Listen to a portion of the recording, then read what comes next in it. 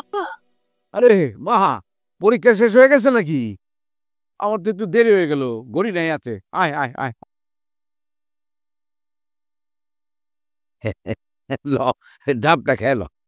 আপনার ডাব আনার কি দরকার ছিল? ডাবের তো কত দাম। ওমা, আমি কি ডাব কিনছি নাকি? ওই যে আমার সাথে যে কাজ করে সে লোক জানছে যে তোর পরীক্ষা, ওরা বললো যে উপহার হিসেবে এই ডাবটা নিয়ে যান। আচ্ছা বাব, ডাবটা বাসায় যাইয়া কাকনে নিয়ে খাই। আচ্ছা চল, এই যে এন থেকে রিক্সা নেই। না না আব্বা, রিক্সা নিচ্ছে দরকার নেই, আমরা হাইটে যাই, চলেন। আরে তুই টাকা পয়সা নিয়ে চিন্তা করিস কেন? আমার কাছে পয়সা আছে তো, চল যাই। না আমি টাকার জন্য বলতেছি না, তাহলে কি? আপনাদের শরীর ভালো থাকবে, চলেন হাইটে যাই, একটু গল্প করতে করতে যাই।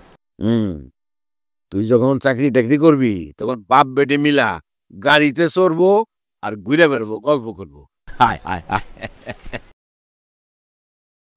আই কাকুন, এই দেখছো যে ডাব আনছি, দেখ। আপনারা ওনারা কে? আব্বা হচ্ছে তোফা, আমি কিন্তু ওরই করাই। ও, আসসালামু আলাইকুম। বসেন না। না ঠিক আছে, আসলে এদিক দিয়ে যাচ্ছিলাম তো, ভাবলাম যে আমার তোহাকে কে পড়ায় তার বাসার একটু দেখে যায়। বাসা চিনেন কিনা? আসলে তোমাদের গলির মোড়ে যে মোহতালাবের দোকান ছিল সেই দেখিয়ে দিল আর কি তোমাদের বাসাটা। বসেন স্যার। না ঠিক আছে, ঠিক আছে। কিছু বলবেন আপা? আচ্ছা, গণিত নিয়ে আমরা আসলে তথায় বই শেষবার যখন তুমি ওকে পড়ায় আসলেন, তারপর থেকে ওর গলার চেটটা পুজো করা যাচ্ছে না। তুমি ছাড়া বাড়িতেও আমাদের বাসায় আসে না, তার জন্য একটু খোঁজ নিতে আসলাম। ভুল করে যদি তোমার কাছে চলে আসে? আসলে অনেক শখ করে ওকে কিনে দিয়েছিলাম তো, আর জিনিসটা অনেক দামি, তাই ভাবলাম একটু দেখে যাই। আমাদের অবস্থা বানানো দেখে কি আপনারা কি মনে করছে আমরা আপনাদের চেইন চুরি করে আমাদের বাসা নতুন কিছু কিনছে কিনা, এজন্য দেখতে আসছেন? আচ্ছা, আপনাদের কেন মনে হয় আপনাদের বাসা থেকে যদি কোনো কিছু চুরি হয় সেটা কোনো গরিব মানুষই নেয়? না না, আমি তো বলছি না যে তুমি চুরি করছো। তার মানে তো জিনিসটা একই হইল, আমরা চুরি করছি, নিশ্চয় চুরি হয়েছে, তাই না? আসলে বিপদে পড়লে তো মানুষের একটু ইয়ে হয়ে যায়, মানে তোমার যদি টাকা পয়সা দরকার হয় আমাকে বলতে পারো, আমি তোমাকে সাহায্য করব। আপনারা আমাদের বাসার অবস্থা দেখে ভাবতেছেন যে আমরা গরিব। হ্যাঁ আমরা গরিব, কিন্তু আমরা চোর না, আমরা সৎ। এই যে বললেন না মোতলাবের কাছ থেকে জিজ্ঞেস করে আমাদের বাসা পর্যন্ত আসছেন, ওনার কাছে জিজ্ঞেস করেন, ওনার দোকানে আমাদের টাকা বাকি আছে, আমরা সেটাই শোধ করতে পারি না। আমরা সৎ পথে চলে ঠিকমতো দুইবেলা খেতেও পারি। কি ভাবতেছেন আপনারা আমার দুইবেলা ঠিকমতো খাইতে পারি না দেখে এই 150 টাকা ডাব কি করে খাইতে পারি? আজকে আমার পরীক্ষা ছিল, আমার পরীক্ষার কথা শুনে আমার আব্বার এক বন্ধু এই ডাব উপহার দিচ্ছে।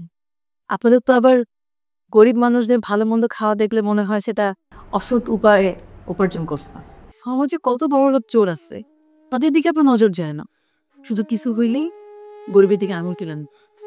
না না, তুমি আসলে ব্যাপারটা খুব সিরিয়াসলি নিচ্ছ। হতেই পারে যে ভুল করে চলে আসতে পারে। তুমি যদি নিয়ে থাকো বোন, ফেরত দিয়ে দাও না। কি বলতেছেন ভাই এগুলা? আপনারা কি পাগল হয়ে গেছেন? হ্যালো, কি চেন পাওয়া গেছে? কে? আচ্ছা আচ্ছা, দাঁড়াও, তুমি লাইনে থাকো। তোমাকে আমি আগেই বলছিলাম তোমার নেশাখোর ভাই সেই চুরি করছে চেনটা। দাঁড়াও তো, বাসায় গিয়ে তোমরা দেখাচ্ছি। দাঁড়াও তো, আমি আসতেছি। যাই হোক কাজল, তোমার কালকে থেকে আর পড়াতে আসার দরকার নেই। না আমি এখন কি বলবো?